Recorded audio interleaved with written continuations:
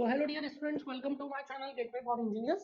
Now in the last class हमने देखा we were studying simple stress and strain. उसमें हमने देखा stress के types, strain के types, हमने देखा 3D stress element, 3D strain element, stress matrix, strain matrix, and फिर उसके बाद देखा हमने हुक्स लॉ, हमने देखा इलास्टिक कांस्टेंट्स, देन हमने देखा जनरलाइज्ड हुक्स लॉ, हमने देखा applications of Poisson's ratio in Hooke's law, application of Hooke's law हमने पढ़ा, एंड देन हमने पढ़ा था रिलेशन बिटवीन इलास्टिक कांस्टेंट्स और इन सभी से न्यूमेरिकल्स के. Now in the today's class we are going to start a new topic that is axial elongation of the bar. Now axial elongation of the bar की जब हम बात करते हैं तो इसमें हम पहला केस ले रहे हैं. The first case that is case number 1. This is prismatic bar. Now prismatic को हम समझते हैं थोड़ा सा. What is prismatic bar? Prismatic bar is a bar which is having same cross section through out the length. Length के अलावा उसका cross section change नहीं हो रहा है.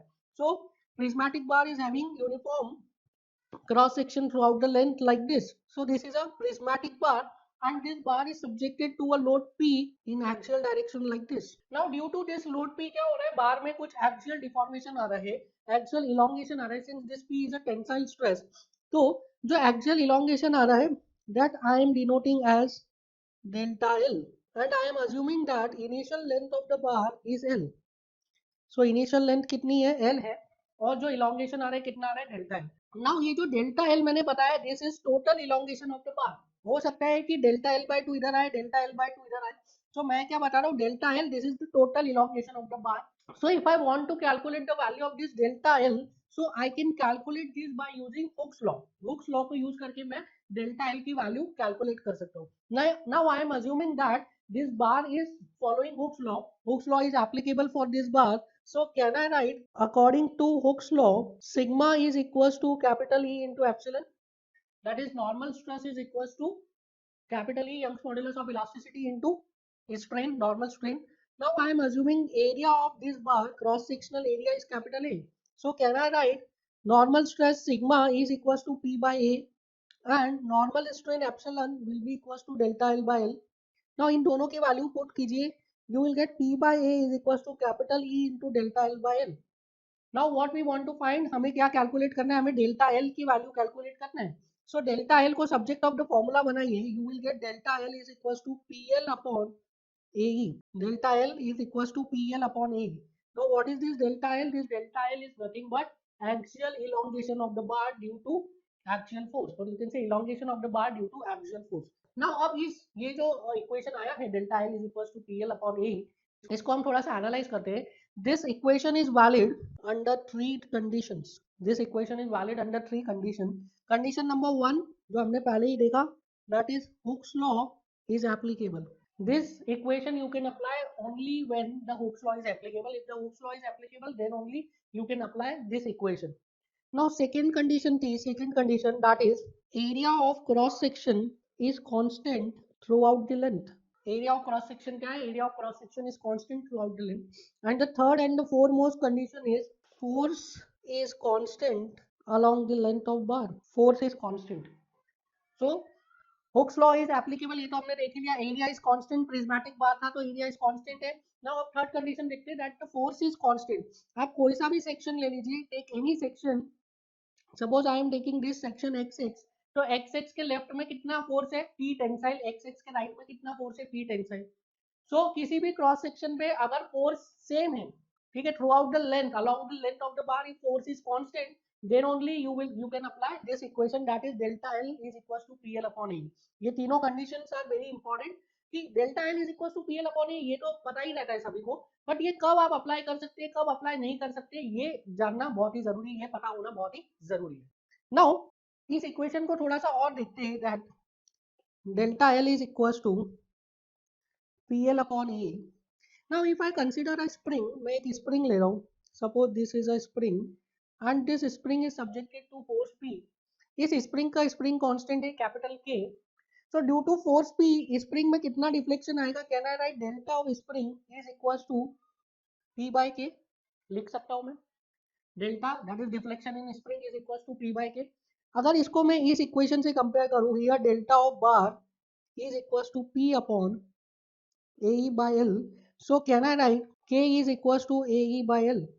Now spring के लिए K क्या था? K was spring constant, or you can say stiffness of spring. Stiffness of spring. Similarly, AE by L क्या है? AE by L is axial stiffness of the bar. So can I write axial stiffness of the bar? This is equals to how much? AE by L. So axial stiffness, यहाँ पे spring का stiffness क्या denote कर रहा था? जितना K की value ज्यादा है उतना आपको ज्यादा फोर्स लगाना पड़ेगा in order to get unit value of delta. Unit deflection लाने के लिए आपको उतना ज्यादा फोर्स लगाना पड़ेगा जितना ज्यादा की K की वैल्यू है. Similarly in the case of bar, जितना ज्यादा AE by L की वैल्यू आएगी उतना ज्यादा आपको फोर्स लगाना पड़ेगा in order to get what? In order to get unit value of deflection. So axial stiffness क्या बता रहा है? एक्सियल स्टिफनेस बता रहा है आपको मटेरियल की capability in order to resist what? In order to resist deformation. AE by L जितना ज्यादा होगा उतना कम डिफॉर्मेशन आएगा for a particular value of P. ऐसा भी बोल सकते हैं आप. जितना ज्यादा AE by L की वैल्यू आएगी उतना कम डिफॉर्मेशन आएगा for a particular value of P. Now ये जो AE by L है ये क्रॉस सेक्शन पे भी डिपेंड कर रहा है, लेंथ पे भी डिपेंड कर रहा है, मटेरियल पे भी डिपेंड कर रहा है. तो अगर इसमें लेंथ के टर्म को हटा देते तो ये बन जाता है AE, and AE is called as axial rigidity of the bar. AE is axial rigidity of the bar. So in the same way जितना ज्यादा AE की वैल्यू होगी उतना क्या होगा? पर यूनिट लेंथ डिफ्लेक्शन कम होगा for a particular value of P. अगर आप डेल्टा बाय एल ले लेते हैं, delta by L, PL upon AE is equals to delta है ना, so I can write delta by L is equals to P upon AE. So जितना ज्यादा AE की वैल्यू होगी उतना कम क्या होगा? Delta by L, that is deflection per unit length उतना कम होगा. जितनी ज्यादा AE की वैल्यू होगी उतना कम डिफ्लेक्शन पर यूनिट लेंथ होगा for a particular value of P. For a particular value of P. ठीक है. So for a particular value of P जितना ज्यादा AE बाय AE की वैल्यू है उतना कम क्या होगा? डिफ्लेक्शन पर यूनिट लेंथ उतना कम हो जाएगा.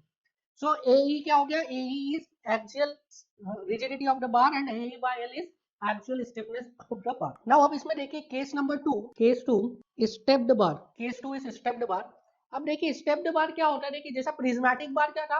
Prismatic bar is a bar which is having uniform cross section through out the length. Through out the length उसका क्रॉस सेक्शन चेंज नहीं हो रहा है. स्टेप्ड बार इज अ बार जिसका कि क्रॉस सेक्शन सडनली चेंज हो जाता है. कुछ पोर्शन के लिए यूनिफॉर्म रहता है फिर सडनली चेंज हो जाता है, फिर कुछ पोर्शन के लिए यूनिफॉर्म रहता है फिर सडनली चेंज हो जाता है. सो स्टेप्ड बार वो बार है जिसका कि क्रॉस सेक्शन सडनली चेंज हो जाता है. लाइक देखिए कुछ इस टाइप का हो सकता है, लाइक दिस, या तो फिर कुछ इस टाइप का हो सकता है. ठीक है. So this is the example of what? This is the example of stepped bar. इसमें क्या है? इसमें देखिए for this length L1 area is A1 and for this length L2 area कितना हो गया? A2. For this length L3 area कितना हो गया? A3. Similarly in this case for this length L1 area is A1, for this length L2 area is A2 and for this length L3 area is A3. अगर material भी आप change हो सकता है, जरूरी नहीं है, तो इधर E1 आ जाएगा, E2 and E3 मटेरियल भी चेंज हो गया, E1 E2 and E3. So if length के अलोंग क्या हो रहा है? एरिया जो है सडनली चेंज हो जा रहा है. कुछ लेंथ के लिए कांस्टेंट है फिर सडनली चेंज हो गया, फिर कुछ लेंथ के लिए कांस्टेंट है फिर सडनली चेंज हो गया, तो उसको हम क्या बोलते हैं? स्टेप्ड बार. नाउ अब बताइए क्या इस स्टेप्ड बार के लिए मैं लगा सकता हूँ delta L is equal to P L by A? लगा सकते हैं या नहीं? सो आप देखिए इसको कंपेयर कीजिए कि तीनों कंडीशन में सेटिस्फाई कर रहा है कि नहीं. फर्स्ट कंडीशन क्या है कि हुक्स लॉ फॉलो करेगा कि नहीं? हुक्स लॉ फॉलो करेगा. देखिए जब तक आपको न्यूमेरिकल में ये दिया हुआ नहीं हो कि this material does not follow Hooke's law, तब तक आपको ये अज्यूम करना है कि हुक्स लॉ फॉलो हो रहा है. अगर स्पेसिफिकली दिया है कहीं पे कि हुक्स लॉ फॉलो नहीं हो रहा है, तभी आपको ये देखना है कि हुक्स लॉ फॉलो नहीं हो रहा है. अदरवाइज इन दिस टॉपिक आपको अज्यूम करना है कि हुक्स लॉ फॉलो हो रहा है. सो हुक्स लॉ फॉलो हो रहा है. नाउ सेकंड क्या था कि जो लोड है वो थ्रू आउट द लेंथ क्या होना चाहिए? Load should be constant throughout the length. So अगर पी लोड लग रहा है लाइक दिस, तो आप बताइए इसमें यूनिफॉर्म रहेगा कि नहीं load at any cross section? So her cross section पे आप कोई सा भी क्रॉस सेक्शन देख लीजिए, लेफ्ट में भी पी है, राइट में भी पी है, लेफ्ट में भी पी है, राइट में भी पी है, लेफ्ट में भी पी है, राइट में भी पी है. सो हर क्रॉस सेक्शन पे जो फोर्स आ रहा है that is axial force is P only. Length के अलोंग क्या है? एक्सियल फोर्स चेंज नहीं हो रहा है. आपने देखा था एक्सियल थ्रस्ट डायग्राम बनाया था शियर फोर्स बेंडिंग मोमेंट पे, तो लेंथ के अलोंग एक्सियल फोर्स चेंज नहीं हो रहा है. हर क्रॉस सेक्शन पर axial force is P only. क्यों ऐसा हो रहा है? बिकॉज ये जो बार्स है, ये जो है दिस इज सीरीज कनेक्शन. ये बार्स किस में लगे? सीरीज कनेक्शन में लगे. दैट इज व्हाई लेंथ के अलोंग क्या है? फोर्स चेंज नहीं हो रहा है. सो सेकंड कंडीशन भी सेटिस्फाई हो गई. थर्ड कंडीशन क्या थी? The bar should be prismatic. यहाँ पे the bar is not prismatic. prismatic bar नहीं, that is area of cross section is not constant throughout the length. Now complete bar is not prismatic. जो पूरा का पूरा bar as a whole आप देख रहे हो, if you are considering this complete bar as a whole, then this is not prismatic. But अगर आप इसको partly देखोगे, अगर आप सिर्फ L1 लेंथ का बार देखोगे तो दिस इज प्रिज्मेटिक, सिर्फ L2 लेंथ का बार देखोगे तो दिस इज आल्सो प्रिज्मेटिक, सिर्फ L3 लेंथ का बार देखोगे तो दिस इज आल्सो प्रिज्मेटिक. सो या तो L1 L2 L3 इंडिविजुअली अगर आप कंसीडर करोगे तो then you will find what, you will find that the bar is prismatic. So can I write delta total is equals to delta in length 1 plus delta in length 2 plus delta in length 3. लिख सकते हैं हम because this is a series connection. So total deflection of this stepped bar is equals to first वाला जो prismatic part है उसका deflection plus second वाला prismatic part का डिफ्लेक्शन प्लस थर्ड वाला प्रिज्मेटिक पार्ट का डिफ्लेक्शन. तो हम क्या कर सकते हैं, हम एक स्टेप्ड बार को नंबर ऑफ प्रिज्मेटिक बार्स में कन्वर्ट कर सकते हैं और देन हम प्रिज्मेटिक बार का क्या है फॉर्मूला अप्लाई कर सकते हैं. So what I have done is मैंने इसको तीन प्रिज्मेटिक बार में 1 2 एंड 3 तीन प्रिज्मेटिक बार में कन्वर्ट कर दिया. So can I write delta total is equals to P into L1 upon A1 E1 plus P into L2 upon A2 E2 plus P into L3 upon A3 E3.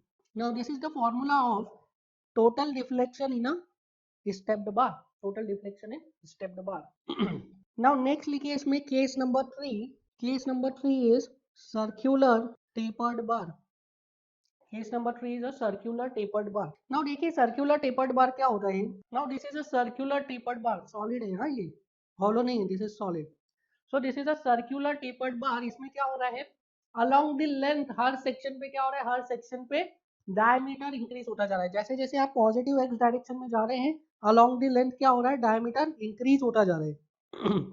So stepped bar में क्या हो रहा था, stepped bar में after a particular length क्या हो रहा था, सडनली क्रॉस सेक्शन चेंज हो रहा था. यहाँ पे हर छोटे छोटे इंस्टेंट पे क्या हो रहा है, क्रॉस सेक्शन चेंज होता जा रहा है. At every small instant cross section is getting change. So here I am assuming that this smaller diameter is D1 and this bigger diameter is D2. Now अब इस केस में load लग रहा है P लाइक दिस. आप मुझे बताइए क्या इस केस के लिए मैं प्रिज्मेटिक का फॉर्मूला लगा सकता हूँ, that delta is equal to PL upon A. तो चेक कर लीजिए तीनों कंडीशन फुलफिल हो रही है कि नहीं. So first condition was Hooke's law follow करना चाहिए, कुछ दिया नहीं है तो हुक्स लॉ फॉलो कर रहा है. सेकंड कंडीशन वाज कि जो लोड है that should be constant throughout the length. Axial load is constant throughout the length. आप कोई सा भी सेक्शन कंसीडर कर लीजिए, axial load is constant at any section. ठीक है, हमने देखा था एक्सियल थ्रस्ट डायग्राम बना के भी आप देख सकते हैं. सो load is constant throughout the section, through out the length. Now the third criteria was the bar should be prismatic, that is area of cross section should be constant throughout the length. But here area of cross section is changing continuously. So यहाँ पे क्या है, I cannot apply the formula of prismatic bar directly prismatic bar का formula नहीं लगा सकता हूँ. So what I am doing is I am considering a elemental area, एक elemental area में consider कर रहा हूँ like this. Now this elemental area is very small. ठीक है, यहाँ पे फिगर में मैंने फिर भी थोड़ा बड़ा बताया है, but this elemental area is very small. और इसकी लेंथ कितनी है, इसकी length is dx, the length is dx and I am assuming कि ये जो इसका डायमीटर है, this diameter is capital dx. Length is small dx and diameter is capital dx.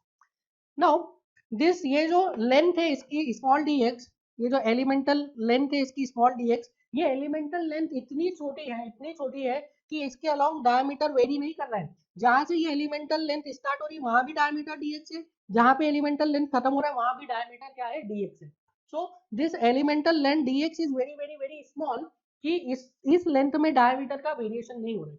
सो मैंने क्या किया, मैंने ये जो पूरा मेरा सर्कुलर टेपरिंग बार था इसको मैंने बहुत ही छोटे पार्ट्स में डिवाइड कर दिया, very large number of elements में डिवाइड कर दिया. तो उससे क्या हो रहा है, हर एलिमेंट का थिकनेस इतना कम है कि उसके अलावा क्या है, उसके अलावा डायमीटर वेरी नहीं कर रहे. क्या करूंगा मैं ऐसा करके, जब मैंने इसको एक बहुत ही ज्यादा नंबर ऑफ छोटे पार्ट्स में डिवाइड कर दिया तो ये बहुत ज्यादा नंबर ऑफ छोटे parts will behave like a stepped bar. Stepped bar में भी यही हो रहा था ना कि कुछ लेंथ तक कांस्टेंट एरिया था, उसके बाद सडनली चेंज हो गया, फिर कुछ लेंथ तक कांस्टेंट है उसके बाद सडनली चेंज हो गया. तो in the case of circular tapering bar वो जो कुछ लेंथ है दैट इज वेरी स्मॉल, वो बहुत ही छोटी है. और इन सभी छोटे एलिमेंट्स का हम क्या निकालेंगे, हम डिफ्लेक्शन निकालेंगे और उसको ऐड कर देंगे जैसा हमने स्टेप्ड बार के केस में किया था. तो मैं क्या करूंगा, मैं इस एलिमेंट का क्या करूंगा, डिफ्लेक्शन निकालूंगा और उसको उसमें मैथमेटिक्स लगाऊंगा. छोटे एलिमेंट्स का डिफ्लेक्शन निकालेंगे, उसको ऐड कर देंगे. कैसे ऐड करेंगे उसको हम ऐड करेंगे by using integration. Integration use करके हम छोटे छोटे एलिमेंट्स का जो डिफ्लेक्शन है उसको ऐड कर देंगे और हमें टोटल लेंथ, टोटल जो बार है उसका डिफ्लेक्शन मिल जाएगा। So what I am doing is, सबसे पहले मैं इस एलिमेंटल लेंथ का डिफ्लेक्शन निकाल लेता हूँ। सो इस एलिमेंटल लेंथ का सबसे पहले मैं डायमीटर कैलकुलेट कर रहा हूँ dx। नाउ ये जो आप व्यू देख रहे हैं बाहर का view, this is isometric view. अगर मैं इसका फ्रंट व्यू बनाऊं, if I draw front view, तो इसका फ्रंट व्यू कुछ ऐसा आएगा। ये इसका फ्रंट व्यू है। फ्रंट व्यू आपको कुछ ऐसा दिखेगा। Now what I want to calculate, मुझे कैलकुलेट करना है the value of dx। Capital dx की वैल्यू मुझे कैलकुलेट करनी है।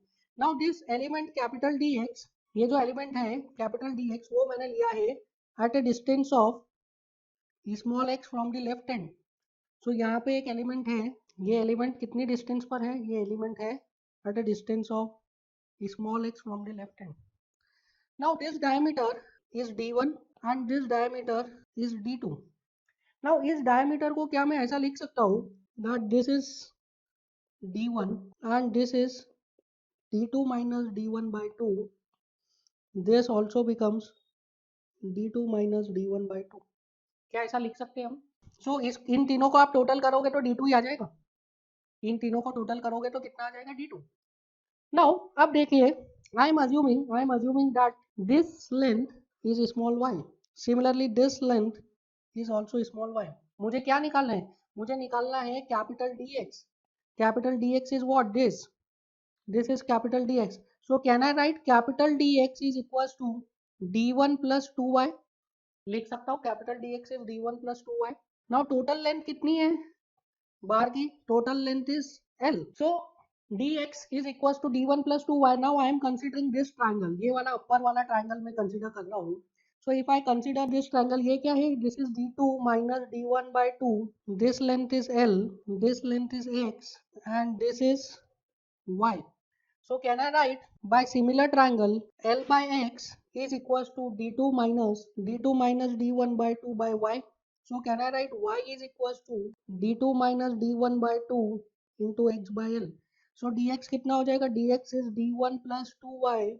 So dx will be equals to d1 plus d2 minus d1 into x by l. dx is d1 plus d2 minus d1 into x by l. So I will write dx is equals to d1 plus kx. So यहाँ से मेरे पास dx की value आ गई है। Now I am considering this small element. Now इस small element का diameter हमें पता है कितना है, इसका डायमीटर dx की वैल्यू कैलकुलेट कर ली है। इसकी थिकनेस कितनी है, लेंथ कितनी है, स्मॉल dx। इस पे लोड कितना लग रहा है, इस पे लोड लग रहा है p। सो क्या इस स्मॉल एलिमेंट के लिए मैं प्रिज्मेटिक बार का कॉन्सेप्ट लगा सकता हूँ? यस, मैं इजीली लगा सकता हूँ। So can I write delta dx is equals to p l upon a। l कितना है, small dx upon a is pi by 4 into dx का स्क्वायर इंटू e। लिख सकता हूँ मैं। सो ये स्मॉल एलिमेंट के लिए मेरे पास डिफॉर्मेशन आ गया है। अब मुझे अगर total throughout the length deformation निकालना है तो what I will do, I will integrate it from 0 to l। Delta dx is equals to integration from 0 to l p dx upon pi by 4 into dx को मैं लिख रहा हूँ, it is d1 plus kx का whole square into e। So now integration of delta dx from 0 to l क्या हो गया, this is total deflection. So it is delta, ठीक है। डेल्टा dx का integration from 0 to l is total deflection. So this is equals to what, this is equals to, अब इसमें से constants को बाहर ले रहा हूं मैं। क्या क्या है constant, p pi by 4 e, these are constant. So I am writing p 4p upon pi e, ये कांस्टेंट है। और इंटीग्रेशन के अंदर रख दिया 0 to l, that is d1 plus kx की पावर माइनस 2 dx। नाउ इसका इंटीग्रेशन करिए आप और 0 टू l लिमिट्स रखिए, you will get 4p upon pi e into l upon d1 into d2। सो यहाँ से आपका डेल्टा की वैल्यू आ जाएगा 4pl upon pi into d1 into d2 into e। Now this is the value of, this is the value of what, this is the value of axial elongation of a circular tapered bar, or you can say elongation of a circular tapered bar due to axial force। समझ में आया कैसे निकाला हमने, एक small element को consider किया, that small element will behave like a prismatic bar, और उस प्रिज्मेटिक बार के लिए हमने क्या किया, उस प्रिज्मेटिक बार के लिए हमने लोड कैलकुलेट कर लिया, उस प्रिज्मेटिक बार के लिए हमने डिफ्लेक्शन कैलकुलेट किया और उसको इंटीग्रेट किया फ्रॉम 0 टू l, तो हमें टोटल डिफ्लेक्शन मिल गया किसका, बार का। नाउ नेक्स्ट केस लिखिए, case number 4, rectangular tapered bar of constant thickness. So next is rectangular tapered bar of constant thickness. Now, what is this rectangular tapered bar with constant thickness? Figure देखते हैं. Now this is a rectangular tapered bar with constant thickness. इसका length is L. This length is L, and इसका width is, here it is B1 and here it is B2. And जो इसकी thickness है, that thickness is constant throughout. That is small t. Now ये आपने visualise कर लिया, क्योंकि आपको कंफ्यूजन ना ही हो इसलिए मैं ये दोनों को हटा देता हूँ. ठीक है. Now this is also similar case. इसमें भी क्या हो रहा है, हर छोटे से माइनर लेंथ के बाद, हर स्मॉल लेंथ के बाद क्या हो रहा है, हर स्मॉल इंस्टेंट के बाद जो डेप्थ है वो चेंज हो जा रही है, विड्थ चेंज हो जा रही है. So what we can do is, again we have to take a elementary area, small elementary area. इस पूरा जो लेंथ है, इस पूरे लेंथ को हमको स्मॉल स्मॉल थिकनेस में डिवाइड करना पड़ेगा. इतना स्मॉल थिकनेस में डिवाइड करना पड़ेगा कि अगर उस स्मॉल थिकनेस के अलावा हम वेरिएशन देखें विड्थ का, बी का, तो वो वेरिएशन कैसा है, वेरिएशन नेग्लिजिबल है. So I am considering a strip of very small thickness. So ये क्या लिया है मैंने, मैंने एक स्ट्रिप लिया है ऑफ वेरी स्मॉल थिकनेस. इसकी थिकनेस है और यू कैन से इसकी लेंथ है small D X and the depth is capital B X. ठीक है. एंड ये कहाँ पे लिया है, ये मैंने लिया है at a distance small X from B1 से स्मॉल एक्स पर लिया है मैंने, B1 से स्मॉल एक्स पर लिया है. So similarly, can I write the value of Bx? Bx is equals to B1 plus B2 minus B1 into x by L. So the value of Bx कितना आ जाएगा? It is B1 plus k into x by L. लिख सकता हूँ मैं. Now for this strip of very small length, क्या इसमें मैं prismatic बार का फॉर्मूला लगा सकता हूँ? Yes, I can apply formula for prismatic bar. That is delta dx is equals to PL. L कितना है, small dx upon A into E.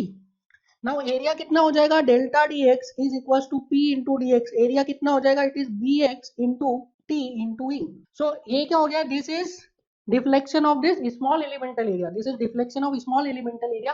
अगर मुझे पूरी लेंथ के अलोंग डिफ्लेक्शन निकालना है, टोटल डिफ्लेक्शन निकालना है, तो what I have to do, I have to integrate it from 0 to L. So integrate it from 0 to L. So integration of 0 to L delta dx क्या हो जाएगा, delta total deflection of the bar. This is equals to how much, this is equals to, इसमें से constants को बाहर ले लेता हूं मैं, that is P upon T into E constant है. Integration of dx upon bx की वैल्यू लिख देता हूं, it is B1 plus kx. So from 0 to L.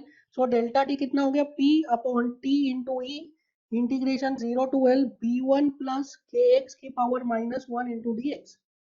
So integration of B1 plus kx raise to -1 dx, ये log में आएगा. So the value of delta T will be equals to P into L upon T into E, और ये जो integration आएगा this is log B2 by B1 upon B2 minus B1. So the value becomes delta total. This is equals to P into L upon B2 minus B1 into T into E log of B2 by B1. समझ में आया? So this is the value of elongation due to axial load for a rectangular tapered bar with constant thickness. Rectangular tapered bar with a constant thickness. So next is case number 5. Case number 5 is elongation due to self weight. So next case is elongation due to self weight. Now इसमें case 5.1 है, that is elongation of prismatic bar. So now we are going to discuss elongation of prismatic bar due to self weight. So if the cross section of the bar is uniform throughout the length, that is called as prismatic bar. So now we are going to consider a prismatic bar. So I am assuming that a prismatic bar is hanging vertically like this. I am assuming कि इसका जो length है that is L and area of cross section is A. So length is L, area of cross section is A. Now अब इसमें आप check करिए जो elongation, axial elongation of a prismatic bar का सारे तीन conditions यहाँ पे follow हो रहे हैं कि नहीं, that is PL upon E हम formula यहाँ पे apply कर सकते हैं कि नहीं. So the first condition was, क्या थी first condition? First condition थी that Hooke's law should be valid. अब कुछ दिया नहीं है, that means we are assuming that Hooke's law is valid. Second condition था area of cross section should be uniform throughout the length. यहाँ पे area of cross section क्या है, uniform है. This is prismatic bar. Now the third condition was, तीसरी condition क्या थी, तीसरी condition थी that the load should be uniform throughout the length. Along the length जो load है, actual load, that should be uniform. Now in this case जो load है that is not uniform. देखिए इसमें क्या है, सेल्फ वेट लग रहा है, ड्यू टू सेल्फ वेट यहाँ पे एलोंगेशन आ रहा है। तो हर सेक्शन पे, ये वाला सेक्शन, ये वाला, कोई सा भी अलग अलग सेक्शन लोगे तो हर सेक्शन पे क्या है, weight is different. At every section the value of weight will be different. So हर सेक्शन पे क्या होगा, अलग अलग वेट आएगा। That means the condition that load should be uniform throughout the length, this is not valid here. ठीक है, सो इसमें क्या करना पड़ेगा, इसमें अगेन हमको एक एलिमेंटल एरिया लेना पड़ेगा। So I am assuming an elemental area like this. So I am assuming this elemental area. Now अब बताइए कि अभी इस एलिमेंटल एरिया को थोड़ा हम साइड पे रखते हैं। मुझे बताइए कि there are two sections, one is section 1 and second is section 2 कौन से सेक्शन पर ज्यादा लोड आएगा, 1 पे ज्यादा लोड आएगा या 2 पे ज्यादा लोड आएगा? So most of the students बोलते हैं कि 1 पे ज्यादा लोड आएगा।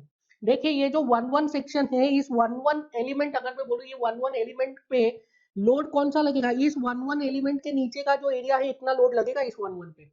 ठीक है, suppose this is a bar and somewhere here is 1 section. तो इस 1 सेक्शन पे, इसको मैंने यहाँ से फिक्स कर दिया है, इस 1 सेक्शन पे कितना लोड लगेगा, इसके नीचे का जो एरिया है इसका वेट इतना ही लोड लगेगा इस 1 सेक्शन पे। यहाँ पे मैं ऊपर ले रहा हूँ 2 सेक्शन, तो ये जो 2 सेक्शन है इस पे कितना लोड लगेगा, इस 2 सेक्शन के नीचे जितना भी वेट ऑफ द बार आ रहा है, इस पूरा एरिया का जो वेट है वो लगेगा इस 2 सेक्शन पे। सो 1 सेक्शन पे उसके नीचे का वेट लगेगा, 2 सेक्शन पे उसके नीचे का वेट लगेगा। दैट मीन्स 1 सेक्शन पे कम वेट लगेगा, 2 सेक्शन पे ज्यादा वेट लगेगा। सो इफ आई कंसिडर, अभी ये 1 को थोड़ा हटा देते। So if I consider a element of thickness dx, suppose इस एलिमेंट का थिकनेस है dx and area of cross section तो यही रहेगा, and I am considering this element at a distance of small x from the bottom. So इस element पे कुछ weight लगेगा, इस एलिमेंट पे कुछ वेट लगेगा, this weight w, I am writing it as wx. What is wx?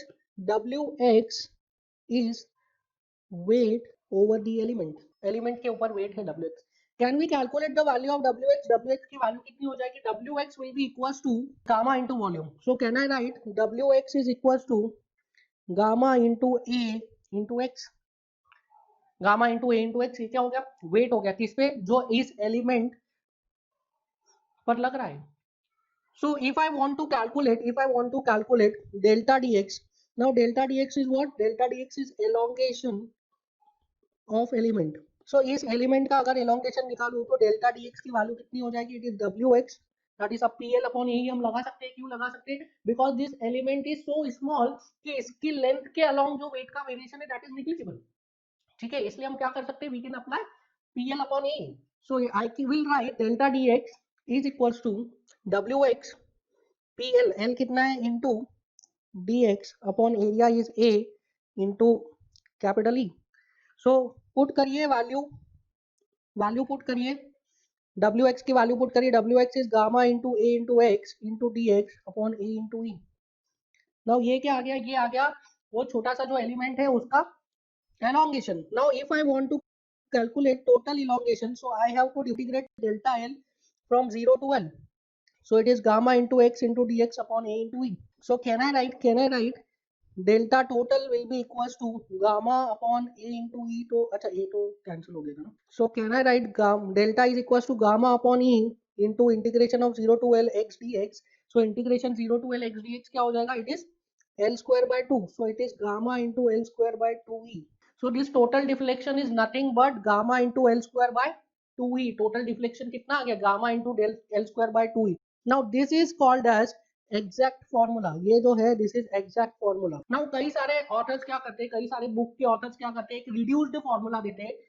Reduce formula में क्या करते हैं, इस डेल्टा को डिनोट करते हैं, delta is equal to gamma into L square upon 2e। इसको मल्टीप्लाई किया एरिया ऑफ क्रॉस सेक्शन से, डिवाइड किया एरिया ऑफ क्रॉस सेक्शन से, तो डेल्टा आ गया gamma into A into L upon 2e।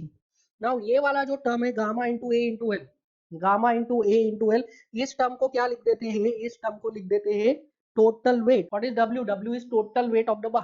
So w into L upon 2a. Now this formula is not exact formula, this is reduced formula. This is a reduced formula and this formula will not give you correct results. देखिए क्यों? Because जो exact formula है, exact formula this is not depending on area of cross section। ये area of cross section पर नहीं depend कर रहा है, बट ये जो रिड्यूस फॉर्मूला है, this reduce formula is depending on what, this reduce formula is depending on area of cross section.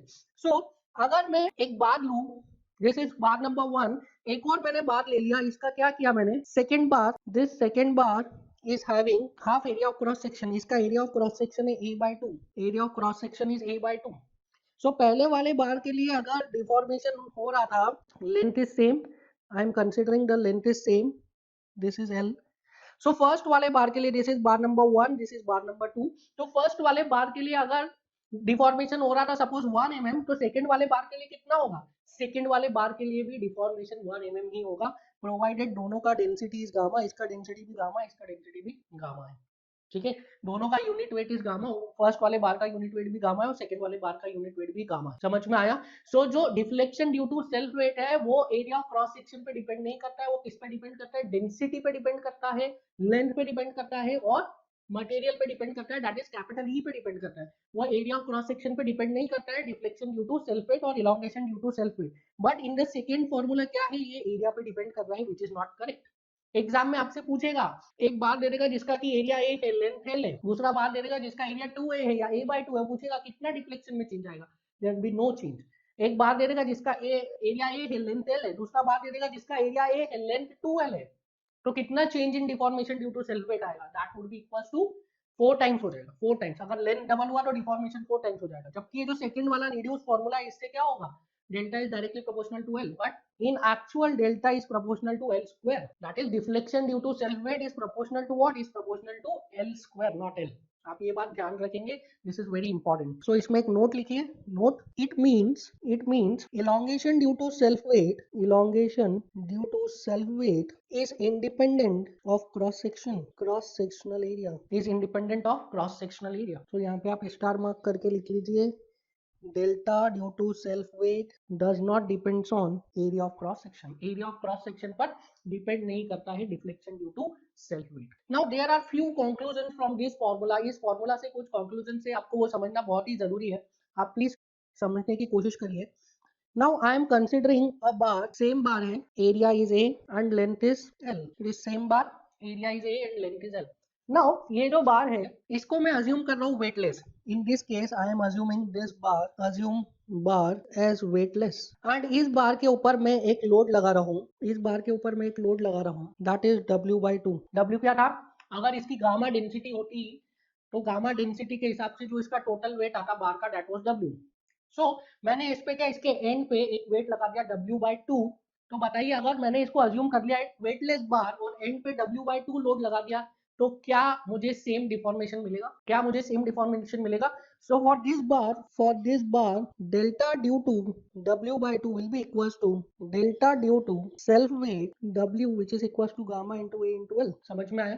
So W/2 अगर आप एंड पे लगाओगे तो उसकी वजह से जो डिफ्लेक्शन आ रहा है वो अगर आप उसका सेल्फ वेट कंसीडर करते तो दोनों डिफ्लेक्शन क्या आते, बराबर आते. अगर आप वेटलेस बॉडी में W/2 वेट लगा रहे हैं एट द फ्री एंड, उसकी वजह से जो डिफ्लेक्शन आ रहा है वो डिफ्लेक्शन इक्वल आएगा किसके, अगर आप उसी बॉडी को पे वेट नहीं लगाते और उसका अगर आप वेट कंसीडर करते self weight and self weight is equal to W, तो उसके बराबर डिफ्लेक्शन आएगा. Now second conclusion is also very important. Second conclusion है, now this is again I am assuming weightless bar and now what I am doing is, मैं इसके centre of gravity पे क्या कर रहा हूँ, सेंटर ऑफ ग्रेविटी पे एक लोड अप्लाई कर रहा हूँ, that is W. This is centre of gravity CG and I am applying a load which is equals to the self weight. अगर उसका गामा डेंसिटी होता उसके बराबर अगर मैं यहाँ पे लोड लगा दूं, सेल्फ वेट के बराबर अगर CG पे लोड लगा दूं, तो क्या इसका deformation due to self weight के बराबर आएगा, देख लेते. सो लेंथ कितनी हो गई, its length is L, so this becomes L/2, this becomes L/2. ठीक है. सो L/2 लेंथ के लिए कितना डिफ्लेक्शन आ जाता, so delta will be equals to W into L/2 upon AE, which is equals to WL upon 2AE. What is W? W is weight of bar if its unit weight is gamma. So W is equals to what, gamma into A into L. So अगर एक बार है जिसका की density gamma है and उस gamma density वाले bar का जो deflection due to self weight आ रहा है उसको मैं कंपेयर कर रहा हूँ एक same area of cross section same length का बार है जिसको कि मैं यूनिट लेस अज्यूम कर रहा हूँ और उसमें अगर मैं टोटल वेट को CG पे लगा देता हूँ एज अ पॉइंट लोड, तो क्या दोनों में डिफ्लेक्शन सेम आएगा, यू विल से यस, दोनों में डिफ्लेक्शन सेम आएगा. सो Please write down a note in this. It means elongation of a prismatic bar of length L and cross-sectional area capital A due to self-weight W is equivalent to first elongation of the same bar caused by external load W by 2 acting at the bottommost fiber of the same prismatic bar neglecting its self-weight. Second, elongation caused by external load W acting at CG of same prismatic bar by neglecting its self-weight. Clear है, समझ में आया? So elongation due to self weight किसके बराबर होता है? आप उस बार को वेटलेस अज्यूम कर लीजिए और जितना बार का वेट था उसका हाफ लगा दीजिए बॉटम मोस्ट फाइबर पे या फ्री एंड पे। Second, elongation due to self weight किसके बराबर आता है? जितना भी उसका टोटल वेट है, पहले तो बार को आप वेटलेस अज्यूम कर लीजिए और जितना भी वेट है उस वेट को कहां पे लगा दीजिए? सीजी पे। So this is valid for prismatic bars. This जो ये conclusion है, this is valid for prismatic. So write down next case. Next case is case number 5.2. That is हम case number 5 देख रहे थे. That is elongation due to self weight. इसमें सबसे पहला केस देखा हमने elongation due to self weight of prismatic bar. अब next case है for a conical bar. Next case is conical bar. Now इसमें देखिए, इसमें what we are considering? We are considering a conical bar now. So we are considering a conical bar. So this is a conical bar. अब इसमें आप ध्यान रखेंगे इस case में conical bar का जो बेस है that base is fixed, ठीक है, और जो एपेक्स है वो एपेक्स क्या है? फ्री है, ठीक है। आप ये ध्यान रखेंगे बिकॉज अगर आपने एपेक्स को फिक्स कर दिया, बेस को फ्री कर दिया तो रिजल्ट्स चेंज हो जाएंगे। So this is a conical bar. Now इसके लिए आप बताइए can we apply the formula PL upon a formula लगा सकते हैं। तो चेक करना पड़ेगा हमें तीनों condition. What was the first condition?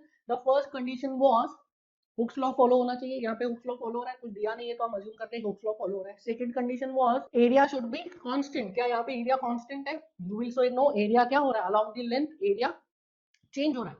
Third क्या था? Load should be constant along the length. यहाँ पे अलोंग द लेंथ वेट भी कांस्टेंट नहीं है, वेट भी चेंज हो रहा है, एरिया भी चेंज हो रहा है। So we can not apply PL upon A directly. What we have to do? We have to consider a section. एक सेक्शन कंसीडर करना पड़ेगा। So I am considering a section of very small length small dx। So मैं क्या consider कर रहा हूँ? एक section of very small length that is small dx।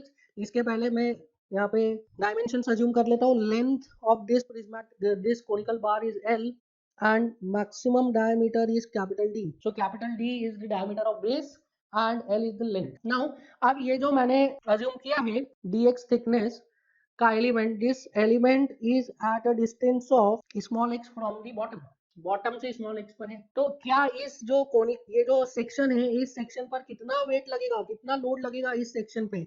इस सेक्शन पे लोड लगेगा that is Wx and Wx is nothing but weight of cone below element के नीचे जितना भी कोन का वेट है वो वेट कहाँ पे लगेगा? On the element. तो अगर इस एलिमेंट को मैं एनलार्ज करके दिखाऊं आपको, so this element will be like this. इसकी लेंथ कितना है एलिमेंट का? The length of element is dx and I am assuming कि इसका जो डायमीटर है दैट इज कैपिटल dx। सो अगर यहाँ पे देखें तो this is capital dx। So I am assuming that gamma is unit weight of the material of this conical bar. So can I say Wx की वैल्यू कितनी हो जाएगी? It is gamma into volume. किसका volume? Volume of cone below element के नीचे जो कोन है उसका volume. So I can write Wx is equals to gamma into volume of कोन। क्या होता है? 1/3 into Ax into dx. And what is Ax? Ax is nothing, it is pi by 4 into capital Dx का square. So can I write delta dx? अब इस small element के लिए अगर मुझे डेल्टा dx कैलकुलेट करना है तो क्या मैं प्रिज्मेटिक बार का फॉर्मूला अप्लाई कर सकता हूँ? देखिए इसमें क्या कंडीशन सेटिस्फाई हो रही है? हुक्स लॉ इज वैलिड, वो तो वैलिड है। क्या इसके अलोंग लोड चेंज हो रहा है? इस स्मॉल लेंथ के अलोंग लोड चेंज हो रहा है? No, because this length is very very very small. क्या इस स्मॉल लेंथ के अलोंग एरिया चेंज हो रहा है? No, because this is very very small length. So we can apply what? We can apply the formula for prismatic bar. So I can apply delta dx is equals to P into L upon A। यहाँ पे P कितना? It is Wx, L is small dx upon A is Ax into E. So value रखिए Wx की, delta dx is equals to, value रखिए delta dx is equals to Wx कितना हो गया? It is gamma into Ax into dx by 3 और denominator में sorry this is not dx, volume में dx नहीं आएगा, वॉल्यूम में x आएगा। So ax into x into dx by 3। Upon denominator में ax इंटू ई आ जाएगा. So the value is delta dx is equals to एक से x कैंसिल हो जाएगा. You will get gamma into x into dx upon 3e. Now if I want to calculate total deflection, so total deflection के लिए what I have to do integration from 0 to L. So if I integrate from 0 to L, delta dx, it is equals to how much? Gamma upon 3e to constant ये बाहर आ जाएगा, integration 0 to L x dx. So can I write delta total will be equals to gamma into L square by 6e. x dx का क्या हो जाएगा? Integration x square by 2, उसमें limits रखिए 0 to L, you will get L square by 2. पहले gamma upon 3e से multiply करेंगे, you will get gamma L square upon 6e. Now this is exact formula. Now अगर इस case में भी आपको रिड्यूस फॉर्मूला चाहिए तो what you have to do? You have to multiply by area and divide by area. Area से multiply करो, area से डिवाइड करो, आपको क्या मिल जाएगा? आपको मिल जाएगा फॉर्मूला फॉर रिड्यूस फॉर्मूला जो एरिया के टर्म्स में आता है. So if you want to develop a relation between delta of prismatic and delta of conical bar, prismatic bar और conical bar के बीच में अगर आपको रिलेशन चाहिए, प्रोवाइडेड दोनों का area of cross section same है, दैट इज प्रिज्मेटिक का जो बेस का एरिया ऑफ क्रॉस सेक्शन है is equal to area of cross section of prismatic bar, और दोनों की लेंथ सेम है, दोनों सेम मटेरियल से बने हैं, तो delta of prismatic is equal to 3 times the delta of conical. ठीक है. So delta of prismatic bar is 3 times the delta of conical bar, or you can say delta of conical bar is 1/3 the delta of prismatic bar. ठीक है.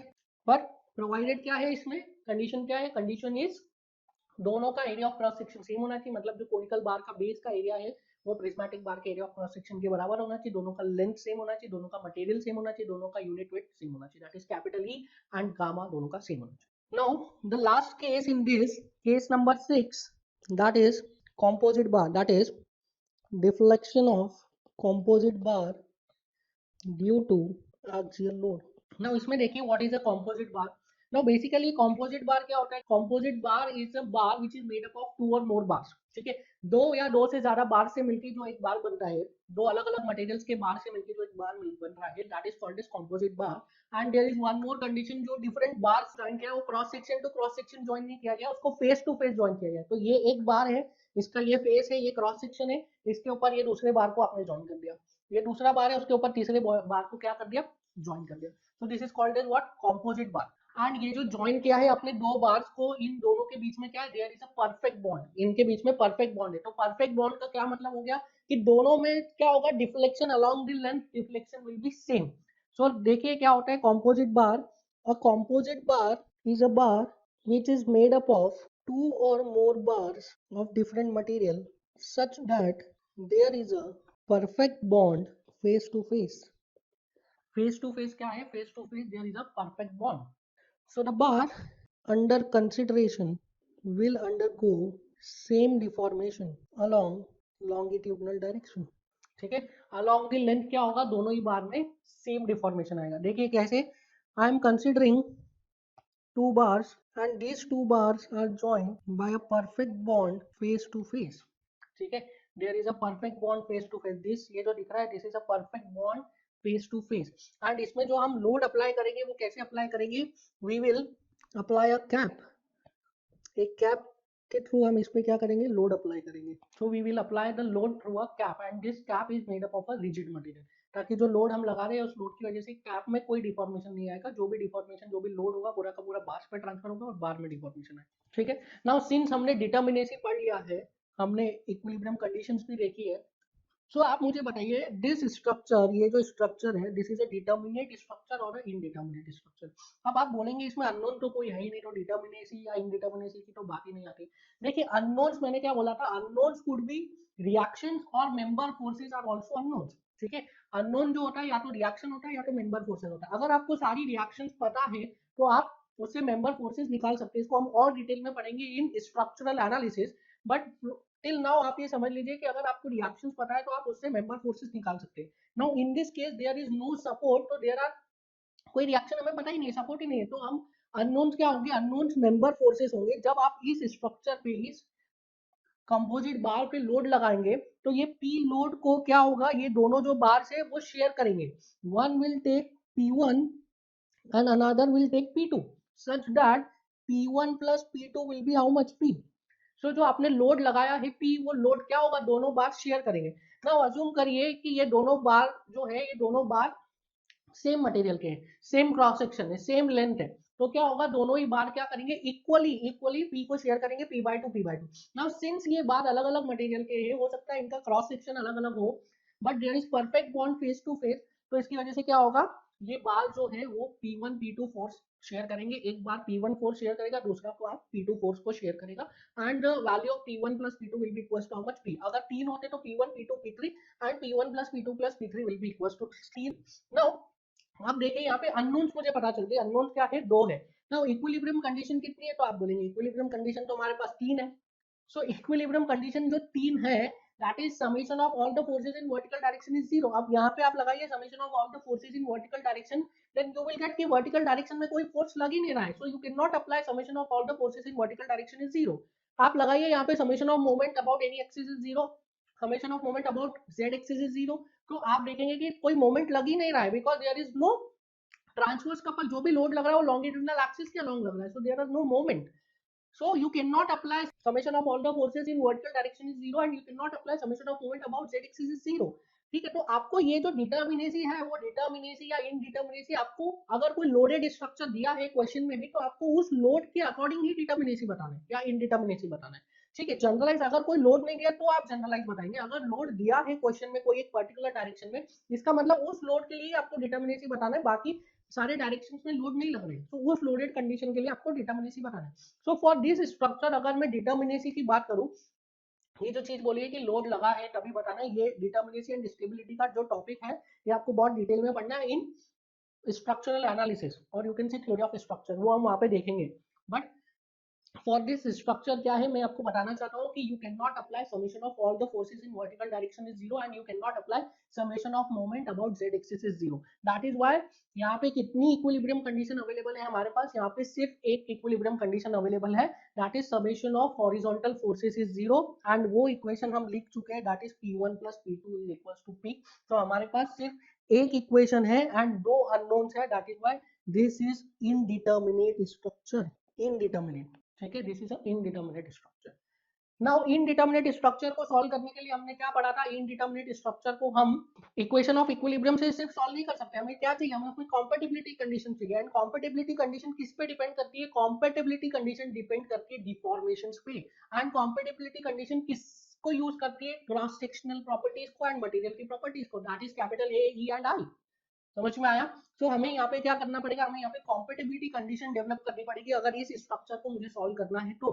सो compatibility condition क्या develop करूंगा, this is I am writing this is equilibrium condition और equilibrium equation. Now I will make compatibility equation and for this structure देखिए हमें पता ही है, अभी हमने देखा, for a composite bar there is a perfect bond face to face between the two bars, between the two materials, so both the material will undergo same amount of deformation, so can I write delta 1 is equals to delta 2, लिख सकता हूं मैं, delta 1 is equals to how much, delta 1 is equals to delta 2। so this is my compatibility equation, now we are having two equations, two variable, we can easily solve। so suppose I am assuming that cross sectional area of bar 1 is a1 and Young's modulus is e1, similarly cross sectional area of bar 2 is a2 and Young's modulus is e2। so आप बताइए बार जो 1 है उसमें कितना force आ रहा है along the length p1, बार 2 में कितना फोर्स आ रहा है p2, क्या ये फोर्स कांस्टेंट है along the length, yes this force is constant along the length, vary नहीं कर रहा है। सिमिलरली बार 2 में जो फोर्स आ रहा है p2, this is constant along the length, yes this is constant along the length, vary नहीं कर रहा है। क्रॉस सेक्शनल एरिया जो बार 1 का है that is a1, that is constant along the length, yes cross sectional area is constant, that means अगर bar 1 को individually देखेंगे that is a prismatic bar, bar 2 को इंडिविजुअली देखेंगे that is also a prismatic bar. कुछ दिया नहीं है, that means ये दोनों मटेरियल क्या है, यंग्स मॉड्यूलस हुक्स लॉ को फॉलो कर रहे हैं, that means we can apply formula PL by AE individually for bar 1 and bar 2। so by formula can I write delta 1 is equals to P1 into, so length यहाँ पे दोनों बार का same है, so I will write delta 1 is P1 into L upon A1 E1 and delta 2 is equals to P2 into L upon A2 E2। so can I write P1 into L upon A1 E1 by equation 2 is equals to P2 into L upon A2 E2।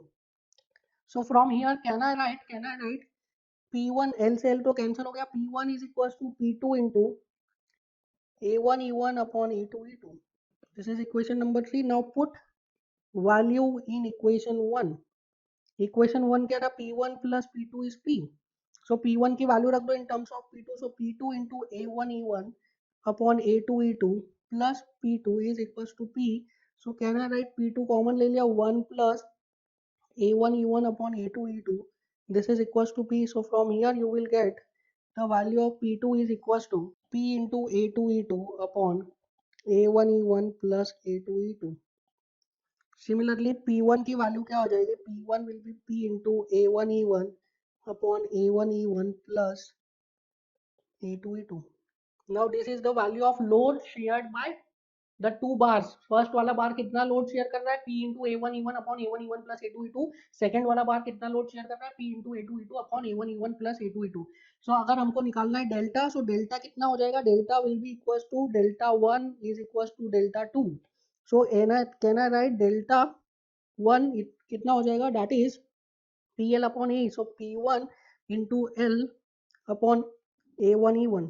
So delta 1 कितना हो जाएगा, यहाँ पे P1 की value रखो, you will gate P into L upon A1 E1 plus A2 E2. अगर आप delta 2 निकालोगे तो डेल्टा 2 भी आपको सेम मिलेगा, P into L upon A1 E1 plus A2 E2.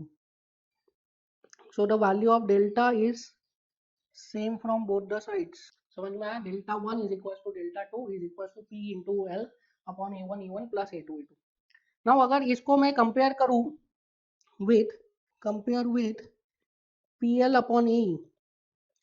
So वहां पे क्या था, the value of stiffness, or I will write axial stiffness for this case was AE by L. So for composite bar axial stiffness कितना हो जाएगा, axial stiffness will be equals to how much composite bar के लिए. So for composite bar axial stiffness will be A1 E1 plus A2 E2 by L. और I will write axial rigidity कितना हो जाएगा, axial rigidity will be A1 E1 plus A2 E2. समझ में आया. तो इस तरीके से हम क्या कर सकते हैं, कॉम्पोजिट बार का क्या कैलकुलेट कर सकते हैं, एलोंगेशन. ठीक है, elongation due to axial force in composite bar, इस तरीके से हम कैलकुलेट कर सकते हैं. So this is it for the today's class. We'll meet in the next class and discuss various numericals on this topic. और इसके पहले भी जो हमने टॉपिक्स पढ़े उन सभी के बारे में काफी सारे न्यूमेरिकल्स हम सॉल्व करेंगे नेक्स्ट क्लास में. So thank you.